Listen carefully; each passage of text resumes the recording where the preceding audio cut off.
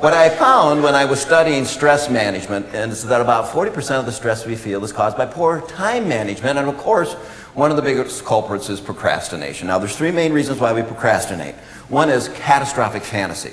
He used to call it catastrophic failure, but you didn't do anything, okay? So it's catastrophic fantasy. The other reason that we procrastinate is something called overgeneralization. Maybe there's a new form you need to fill out every month. The first time you fill out the form, you make 7 mistakes, and you say, oh, I'm so stupid. No, it's a new form, you filled it out for the first time. But it was a painful experience. The next month you fill out that form, you make 5 mistakes, and you say, oh, I'm so dumb. No, actually you're getting better. And you may not have noticed that the last 6 months you filled out that form with no mistakes, but you had such a painful experience to begin with, you kind of put it off because you don't think you're good at that, but you are. And the last reason we procrastinate is because of perfectionism. Now, some things need to be done perfectly.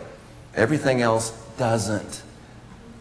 Now, I apologize to the perfectionists in the room that just threw open their mouths. If I'm laying in the hospital bed and they're saying, is that 5 cc's or 50 cc's? I'm going to say, hey, would you double check that? I want that to be right on.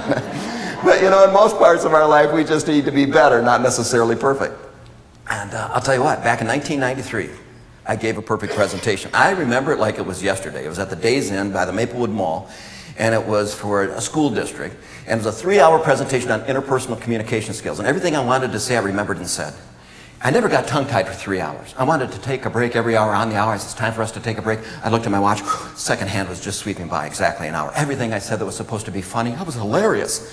Everything I thought they should take seriously, they wrote it down. 30 evaluations, 30 tens. It was perfect. And I remember walking out under that awning at the Days Inn to take a look to see if there's a cloud in the sky, thinking for sure, what, I was going to get hit by lightning. I don't know if I've watched Caddyshack too many times or what, but I thought that might be it. I looked a half a dozen times before I crossed the road. Sure, I was going to get run down in the road. I drove exactly 55 miles an hour on my way home on Highway 36. My hands were trembling. It was so uncomfortable to give a perfect presentation. I made sure it never happened again since.